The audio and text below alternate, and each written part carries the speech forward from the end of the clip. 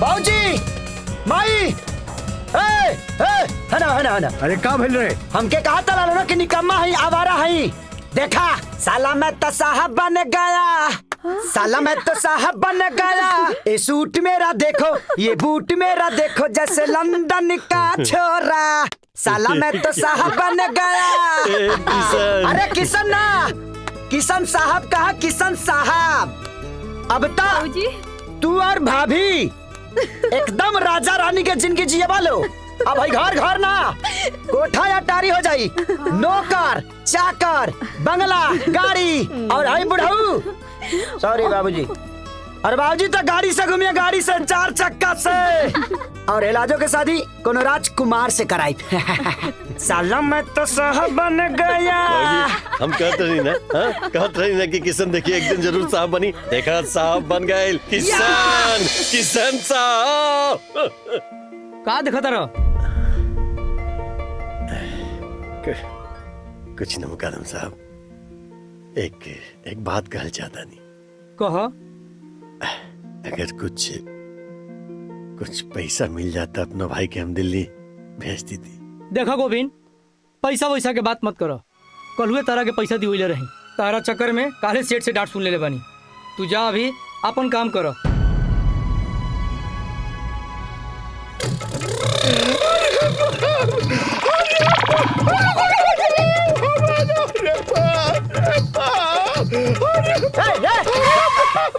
का भाई रे, कहाँ माल बन के घूमत रे? तारा मजाक लगता।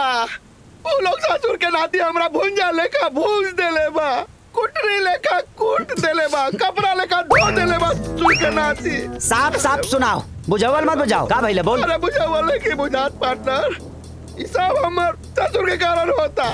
ससुर के कारण? हाँ, ये सब करने के जर उहे ससुर बाबा। ते तो जब जाना तारी की तोर ससुर तोरा के देखते कच्चा चबाए के कोशिश करेला, तो का करे चल गली सोच गया? ए पार्टनर, आज भोरे मेहरारू के SMS आइल रहे। हाँ। हमरा के लिखले रहे आई लव यू।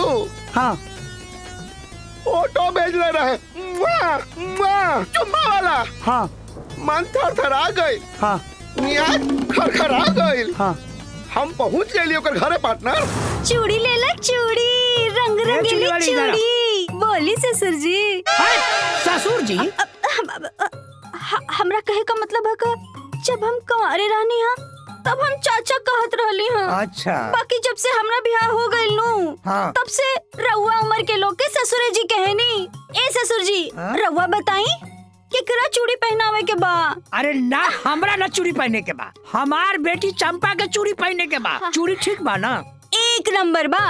लड़कियां पहनी तो सयान हो जाई, अब बुढ़िया पहनी तो जवान हो जाई। जल्दी बुलाई ना। हाँ ठीक बा ठीक बा। अरे बेटी चंपा। जी बाबूजी। एने बा बेटी। अरे तू बहुत दिन से बोलत रहलू कि हमरा के चूड़ी चाहिए, चूड़ी है। चूड़ी वाली आयल बिया, तू अपना पसंद के चूड़ी ले ला। ठीक बा, हम जाता नहीं कूला करे। हाँ ठीक बा बाबूजी। आवा ए जब बैठा।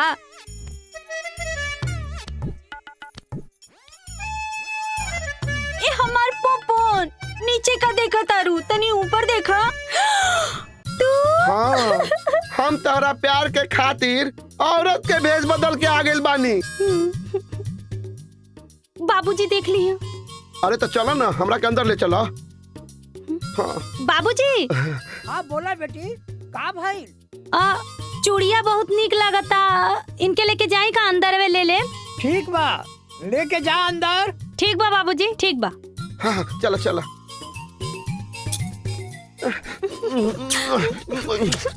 ई का करतानी? बाबूजी देख लिया। बाबूजी देखे चाहे दादाजी, ये जे प्यार के तूफान बानू, ये अब स्टेशन पर रुकी। जाने तरु, जब से तहार मैसेज हमारा गाइल बानू, मन बड़ा गइल हा। हमार दिल और दिमाग में खाली तू ही छाइल बारू। यही से ही भेष बना के तहला गाइल बानी। आखिर ये लुक्का छुपी के खेल कब तक चली? काहे ने कि हमके विदाई करा के ले जात। हम तक क्या करी? इजे तहार बाप बा हमार ससुर, इजे कुचुर कुचुर करके बाहर मुंह धोता। हम जब गौना के नाम लेता नहीं, तब हमारे पीछे पहना लेके दौड़ता, हमरा के प्यार करे दा।